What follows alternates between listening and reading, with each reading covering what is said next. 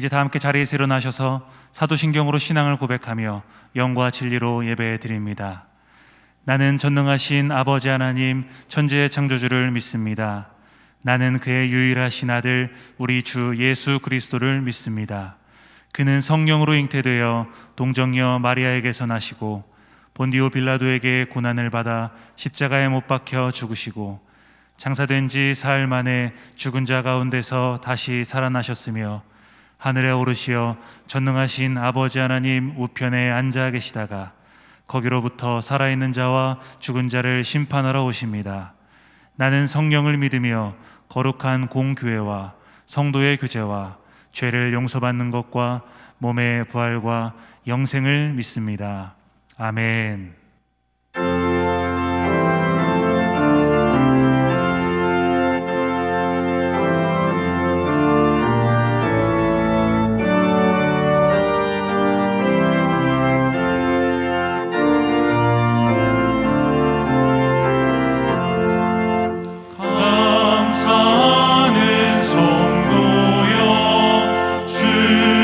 찬송 부르세 주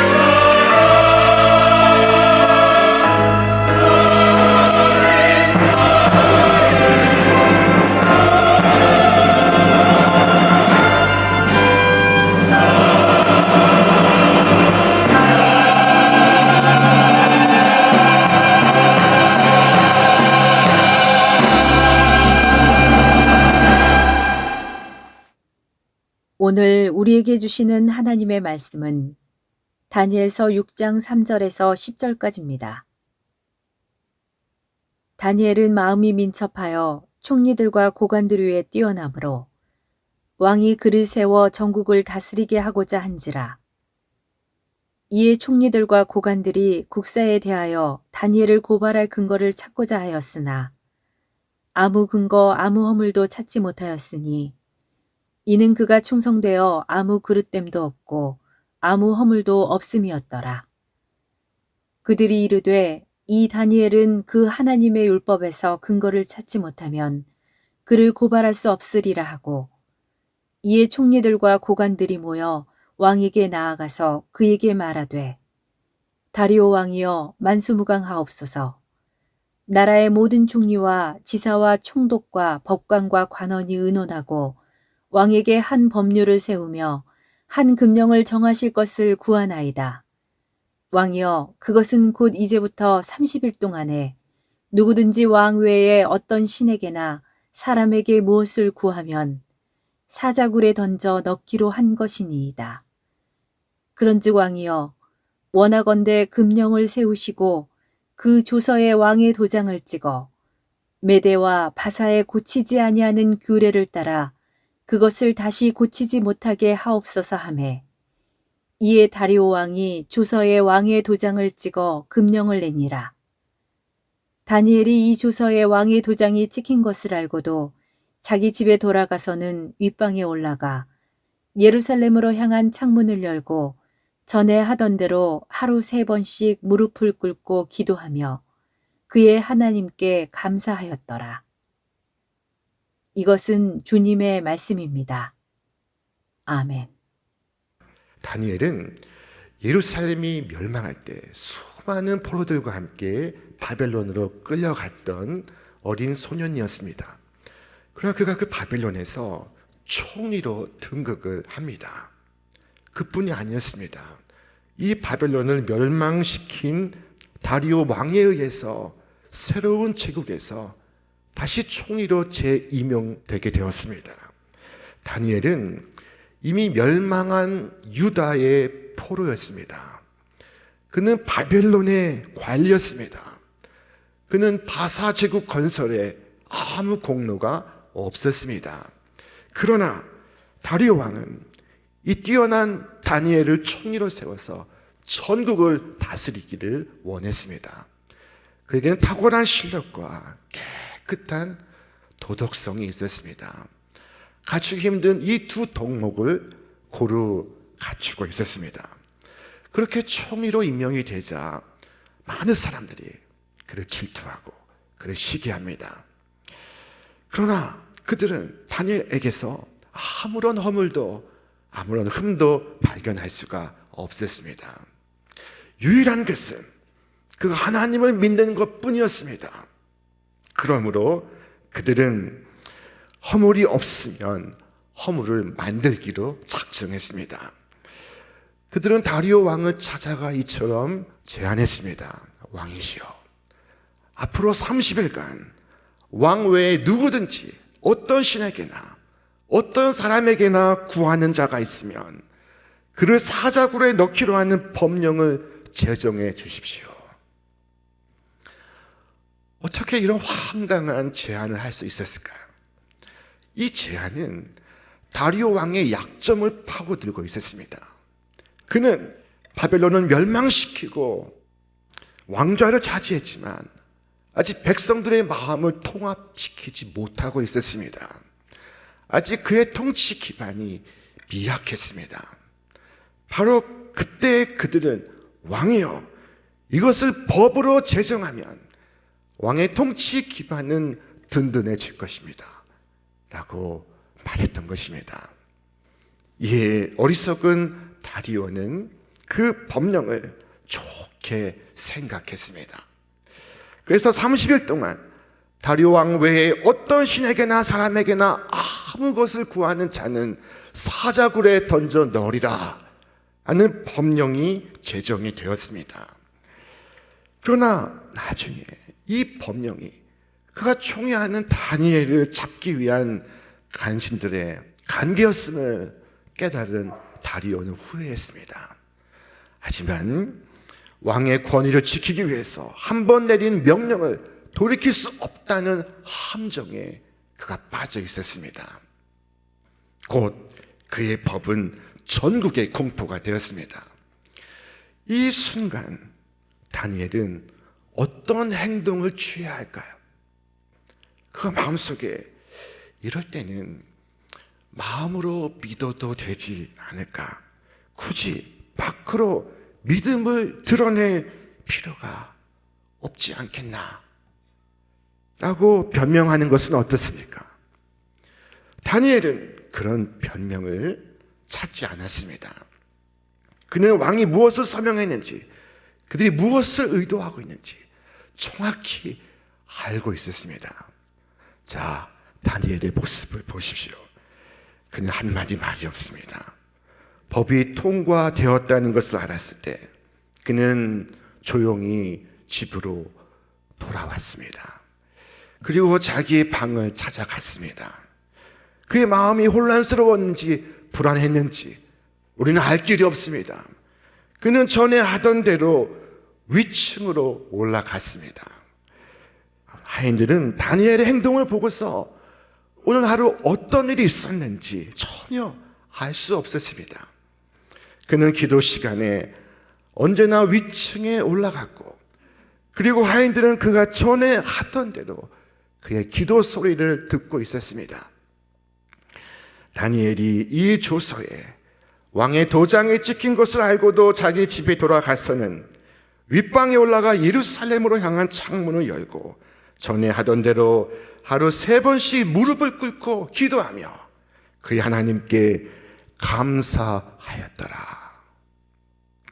오늘 말씀의 제목은 다니엘의 놀라운 감사입니다. 다니엘이 이해할 수 없는 감사입니다. 여러분 생각해 보십시오. 그때 그 순간에 감사할 게 뭐가 있습니까? 죽음의 그림자가 드리우고 원수의 공격이 에워싸고 불안과 분노가 앞을 가리는 그 상황에 감사할 것이 뭐가 있습니까? 그가 어떻게 감사할 수 있었는지, 우리도 어떻게 이 바벨론 세상을 살아가며 감사하는 삶을 살 수 있는지 오늘 그의 기도를 통해 해답을 얻고자 합니다. 다니엘이 감사할 수 있었던 이유, 그것은 3가지입니다. 첫째, 그가 기도하였기 때문입니다. 그가 기도하며 그의 하나님께 감사하였더라. 성경은 말씀합니다. 그는 기도 속에서 감사하고 있었습니다. 여러분, 인간의 이 반사작용은, 반사 반응은 기계적으로 외부의 자극에 대해서 반응하는 것을 말합니다. 외부로부터의 자극에 대해 순간적으로 반응하는 것입니다. 그러나 응답은 깊이 생각하고 표현하는 것입니다. 다니엘의 감사는 반사 반응이 아니라 깊은 생각 후에 응답이었습니다. 그가 반응이 아닌 응답을 할 수 있었던 것은 그가 기도하였기 때문입니다. 그는 기도를 통해서 반응이 아닌 응답을 하고 있었습니다. 그는 기도 가운데 깨닫고 있습니다. 하나님의 섭리를 생각하고 있습니다. 여러분, 기도하는 마음이 아니고서는 우리는 감사할 수가 없습니다. 나는 내 건강을 불평할 수도 있지만 기도 속에서 살아있음을 감사할 수 있습니다. 살게 해주신 은혜를 감사할 수 있습니다. 나는 오늘 비가 오는 날씨를 불평할 수 있지만 기도 가운데 그 비 덕분에 만물이 소생함을 감사할 수 있습니다. 나는 아이들이 난장판으로 만들어 놓은 거실을 보고 불평할 수 있지만 기도를 통해 가족이 있음을 감사할 수 있습니다. 여러분, 내 신앙이 응답인가 혹은 반사 반응인가 한번 깊이 생각해 보시기를 바랍니다. 욥은 은혜를 감사했습니다. 그는 재산을 잃고 그리고 건강을 잃고 그리고 가정을 잃었습니다. 그러나 그는 기도합니다. 욥이 일어나 겉옷을 찢고 머리털을 밀고 땅에 엎드려 예배하며 이르되 내가 모태에서 알몸으로 나왔사온즉 또한 알몸이 그리로 돌아가올지다.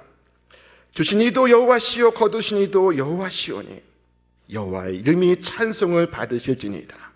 이 모든 일에 욥이 범죄하지 아니하고 하나님을 향하여 원망하지 아니하니라. 욥이 기도 가운데 하나님께 맡기고 감사합니다. 운명을 맡기고 감사합니다. 이것이 신앙인의 응답입니다. 자, 둘째, 다니엘이 감사할 수 있었던 이유. 그것은 감사가 그의 몸에 익은 습관이었기 때문입니다. 오늘 우리는 본문에서 다니엘이 기도할 때마다 감사를 드렸다는 사실을 확인할 수가 있습니다. 전에 행하던 대로 그랬습니다. 오늘 처음 있는 일이 아닙니다. 어쩌다 한 번 있는 일이 아닙니다. 우연한 사건이 아니란 것입니다. 다니엘에게는 감사가 체질화되어 있습니다. 전에 하던 대로 하루 3번씩 무릎을 꿇고 그의 하나님께 감사했습니다. 그는 하루 3번 시간을 정해놓고 하나님께 감사하는 시간을 갖고 있었습니다. 오랫동안 같은 행위가 반복이 되면 습관이 되고, 습관이 오래되면 성품이 되고 천성이 되는 것입니다. 작은 일에도 그저 고맙습니다, 감사합니다 하는 것이 어렸을 때부터 체질화되고 습관이 되고 우리의 삶의 문화가 되어야 할 줄로 믿습니다. 그리고 앞으로 큰 일을 당해도 감사할 수 있습니다. 어느 순간에 돌발적으로 이런 위대한 감사를 드릴 수 있는 것이 아닙니다. 오늘 본문 속에 전에 하던 대로라는 이 표현이 얼마나 많은 뜻을 품고 있는지 모릅니다. 전에 하던 대로, 지금까지 해온 대로 그는 오늘의 이 위기 속에서도 또 한 번 감사했습니다. 그럼에도 불구하고 감사합니다. 벼랑 끝에 서서 감사합니다. 모든 것에 감사합니다. 얼마나 감사가 습관이 되었든지 아직 문제가 해결되지 않았는데 먼저 감사하고 있습니다. 셋째, 그가 감사할 수 있었던 이유, 그것은 그가 하나님의 주권을 믿었기 때문이었습니다. 다니엘, 그 이름의 의미는 하나님은 나의 심판자이시다 라는 것입니다. 이 이름의 뜻이 다니엘서 전체의 주제와 연결되고 있습니다. 다니엘서의 주제는 이 세상의 주관자는 바벨론의 왕이 아니라 여호와 하나님이시다 하는 것입니다. 다니엘은 기도할 때면 윗방에 올라가 예루살렘을 향하여 창문을 열고 기도했습니다. 그가 창문을 열고 예루살렘을 향해 기도했다는 것은 그의 삶의 목적과 의미와 가치의 궁극적 원천이 하나님께 있음을 표현하는 것입니다. 다니엘은 그 시대의 가장 강력한 제국의 눈부신 문명 속에서 살아가고 있었습니다. 그는 부유하고 권력이 많은 사람들과 어깨를 나란히 하며 걷고 있었습니다. 그는 황제 앞에서 설 수도 있었습니다. 그 제국은 인도 국경으로부터 그리스까지 이르는 세계 최대의 나라였습니다. 하지만 그는 매일 하루 3번씩 무릎을 꿇고 하나님을 향하고 있었습니다. 자신의 방향을 하나님을 향해 바르게 맞추며 살고 있었습니다. 그의 삶을 하나님의 뜻에 맞추고 있었습니다. 그때마다 그의 감사는 믿음을 표현하고 있었습니다. 다리오가 아니라 여호와가 내 하나님이십니다. 말하고 있었습니다. 그는 다리오가 주인인가 여호와가 주인인가 결정해야 하는 절체절명의 순간에 망설임도 없이 여호와가 나의 주님이십니다 고하고 있었습니다. 위기의 순간에도 형통의 순간에도 그 어떤 경우에도 나의 주는 하나님이십니다. 이것이 그의 감사를 만드는 원천이었던 것입니다. 그의 감사를 가능케 하는 믿음이었던 것입니다. 하나님은 역사의 주관자이십니다. 하나님 역사의 주관자라는 이 사실이 이 어두운 현실 속에서도 하나님을 향한 감사의 찬송을 부를 수 있게 하는 근거가 되는 것입니다. 모든 것이 하나님의 손에 있습니다. 하나님의 장중에 있습니다. 그래서 다니엘은 감사했습니다. 만일 다리오 왕의 손에 있는 것이라면 그는 감사가 아니라 절망했을 것입니다. 놀라운 것은 상대가 질투심에 불타서 그를 모함에 빠뜨려 죽게 하려고 간계를 꾸미고 있을 때 다니엘은 그들과 상대하지 않고 있었다는 것입니다. 그러면 누구를 상대하고 있습니까? 그는 전에 하던 대로 하나님을 마주하고 있습니다. 하나님께 나아갑니다. 하나님께 감사를 드리고 있습니다. 이 감사는 어떤 상황 속에서도 하나님이 주인이심을, 주관자이심을 고백하는 것입니다. 현실의 여건이 사무치게 어려울 때 이스라엘 백성은 하나님을 향해 원망했습니다. 불평했습니다. 주께서 우리를 잊으셨다. 탄식했습니다. 하지만 하나님은 말씀하십니다. 여인이 어찌 그 젖 먹는 자식을 잊겠으며 자기 태에서 난 아들을 긍휼히 여기지 않겠느냐. 그들은 혹시 잊을지라도 나는 너를 잊지 아니할 것이라. 성경의 요셉은 형들의 손에 붙들려 팔려갔습니다. 애굽 보디발 장군의 집에서도 그의 아내에게 억울한 모함을 받아서 오해 갇히는 죄수가 되었습니다. 요셉의 삶은 꼬여도 그렇게 꼬일 수가 없습니다. 여러분 그런 인생을 본 적이 있습니까? 노예가 된 것도 부족해서 죄수가 되었습니다. 그러나 그가 형들을 원망하지 않습니다. 나중에 형들을 만났을 때 그를 두려워하는 형들에게 이처럼 말하고 있었습니다. 하나님이 생명을 구원하시려고 나를 당신들보다 먼저 보내셨나이다.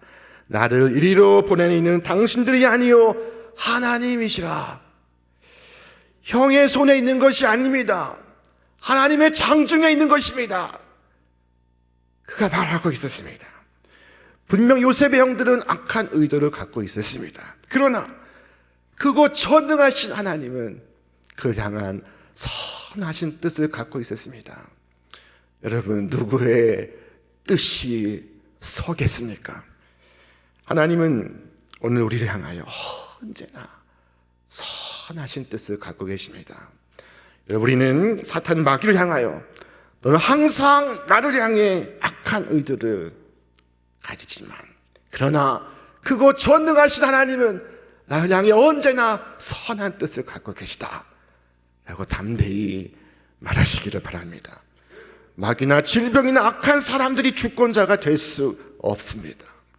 주권자는 오직 하나님이십니다. 바벨론 세상을 살아가면서 우리는 때로 난감한 일들을 경험합니다. 어이없는 순간을 직면합니다. 이해할 수 없는 일들을 경험합니다. 그러나 우리 하나님은 크고 전능하신 하나님이십니다. 고난을 빚어서 복이 되게 하실 줄로 믿습니다. 사람들 중에 더러는 그리스도인이 되는 것을 기뻐하지만 환난의 때에 기꺼이 믿음을 버리는 사람들이 있습니다. 마치 멋진 바다를 바라보며 선원이 되기를 꿈꾸는 이와 같습니다. 그는 화려한 배를 보고 멋진 바다를 보면서 뱃사람이 되기를 원했습니다. 그런데 먼 바다로 가기도 전에 바다 멀미에 시달립니다. 폭풍우를 무서워하여 현기증을 느낍니다. 그래서 맹세합니다. 내가 무태 닿기만 하면 영원히 선원 생활을 저버리라. 많은 사람들이 나도 다니엘처럼 살기를 원합니다 라고 말합니다. 그렇습니다. 그가 저 수산 왕궁을 거닐 때 모두가 다니엘처럼 살기를 원했습니다. 그러나 정작 사자굴에 들어갈 때 잘 가시오, 우리는 여기까지인가 봅니다 하고 작별을 구합니다. 여러분, 다니엘은 결국 사자굴에 던져지게 되었습니다.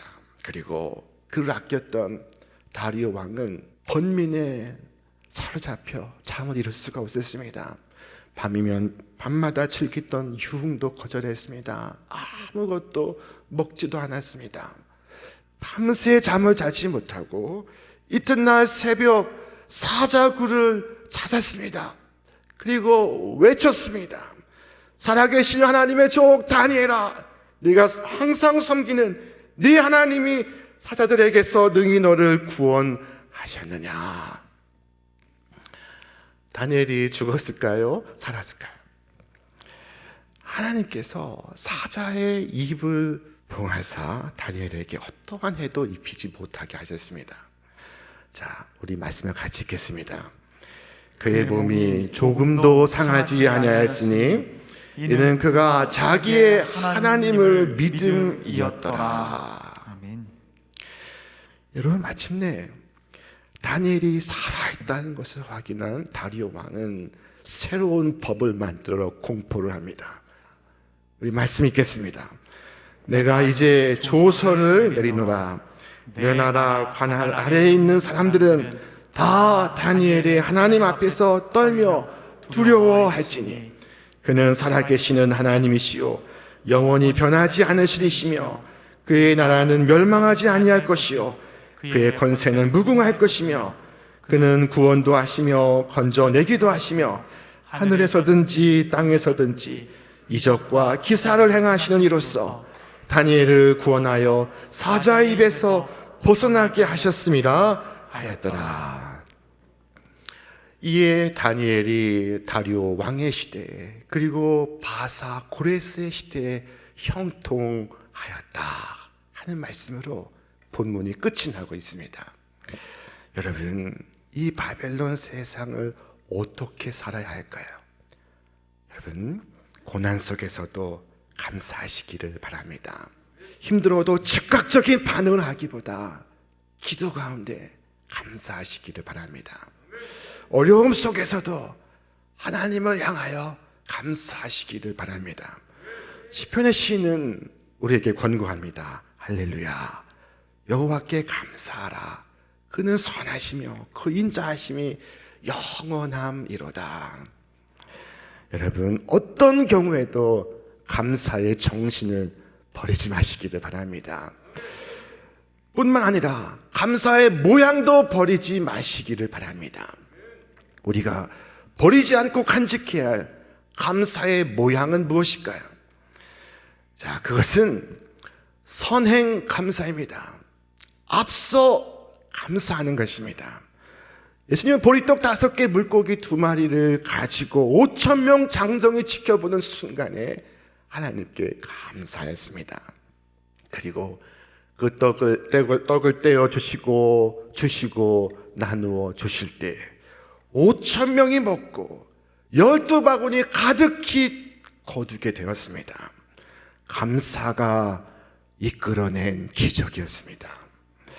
예수님은 오병이어의 기적뿐만 아니라 죽은 자 앞에서 먼저 하나님께 감사했습니다. 하나님, 저의 기도를 들으심을 감사하나이다.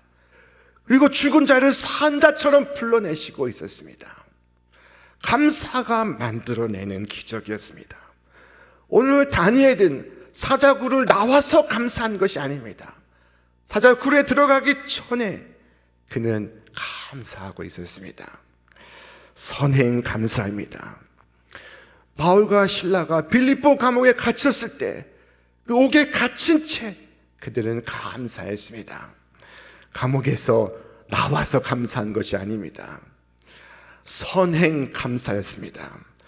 열리지 않는 옥문이었는데, 닫힌 철문이었는데 그들의 감사는 옥문을 열게 하고 있었습니다. 감사는 기적을 일으킵니다. 주께서 우리에게 무엇을 말씀하셨습니까? 우리 함께 읽겠습니다. 감사로 제사를 드리는 자가 나를 영화롭게 하나니 그 행위를 옳게 하는 자에게 내가 하나님의 구원을 보이리라. 감사하는 자에게 내가 구원을 보이리라. 여러분, 선행 감사, 이 감사의 모양을 간직하시기를 바랍니다.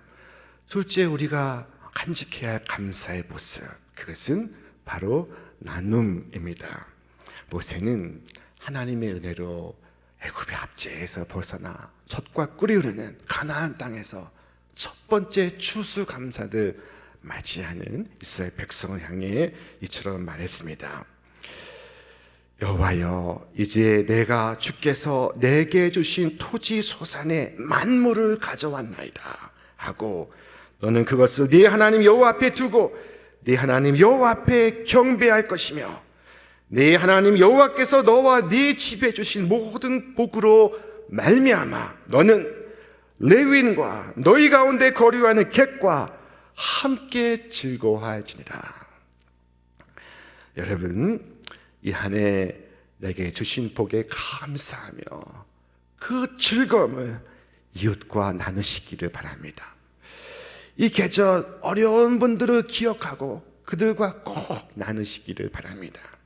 다니엘의 승리는 곧 이스라엘 백성 전체의 승리였습니다. 그 승리를 함께 기뻐했고 함께 즐거워했습니다. 여러분, 이 추수 감사의 계절에 이 감사를 실천해 보시기를 바랍니다. 이 감사를 연마해 보시기를 바랍니다. 감사가 습관이 되고 습관이 천성이 되시기를 바랍니다. 이 귀한 삶을 사랑하는 자손들에게 전수하시기를 바랍니다. 성경에는 마따니아라는 이름을 가진 이가 등장합니다. 이 이름의 뜻은 하나님의 선물이라는 것입니다. 얼마나 귀하고 아름다운 이름입니까? 그는 성전에서 감사를 인도하는 자였습니다. 우리 말씀을 가지겠습니다. 또 아삽의 증손 삽디의 손자 미가의 아들 마따냐이니 그는 기도할 때 감사하는 말씀을 인도하는 자가 되었고, 그의 직책은 예배를 드릴 때 찬송과 기도 중에 감사의 말을 인도하는 일을 하는 사람이었습니다. 회중이 찬송할 때 감사의 말씀을 인도하는 사람이라는 것입니다. 여러분, 일상에 부딪혀 살다가 주일에 교회 온 이들은 자칫하면 원망과 슬픔에 잠겨 있을 때가 많습니다. 그런데 감사를 이끄는 이 마따니아의 고백을 통해 다시 하나님의 은총과 하나님의 섭리에 대해서 눈을 뜰 수 있게 되는 것입니다. 여러분, 사람들을 이 감사의 문을 통하여 하나님의 임재 앞에 서게 하는 이 일이 얼마나 귀하고 아름다운 일입니까? 우리 교회에 이런 분들이 많아지기를 바랍니다. 여러분 가정에도, 여러분 일터에도 이와 같은 분들이 많아지기를 축원합니다. 여러분이 바로 그 사람 되기를 바랍니다. 기쁠 때나 슬플 때나 삶의 모든 순간에 여러분의 자녀들 앞에서 여러분의 배우자와 함께 감사의 말을 인도하는 자가 되기를 바랍니다. 감사는 행복해지는 습관입니다. 이것은 습관이기 때문에 연습을 해야 합니다. 제가 오늘 마따니아처럼 선창하면 여러분은 그 인자하심이 영원함이로다 라고 화답하시길 바랍니다. 다 같이 해보겠습니다. 그 인자하심이 영원함이로다. 우리를 코로나 팬데믹에서 구하여 주신 하나님께 감사하라. 그 인자하심이 영원함이로다. 자, 더 크게 하시겠습니다. 우리를 가난과 고난에서 건져주신 하나님께 감사하라. 그 인자하심이 영원함이로다. 여인이 어찌 그 젖 먹는 자식을 잊겠으며 자기 태에서 난 아들을 긍휼히 여기지 않겠느냐마는, 그러나 그들이 혹시 잊을지라도 우리를 잊지 않으신 하나님께 감사하라. 그 인자하심이 영원함이로다. 오늘 이처럼 감사하는 여러분의 심령에 하늘의 천국이 임하시기를 주님의 이름으로 축원합니다. 아멘. 축원합니다. 이제는 우리 주 예수 그리스도의 은혜와 하나님의 사랑과 성령의 역사하심이 오늘 감사함으로 하나님께 예배하는 우리 모든 신촌의 성도들 위해, 저들의 이 땅의 삶과 하나님의 부르심 위에 이제로부터 영원토록 함께 하시기를 간절히 축원하옵나이다. 아멘.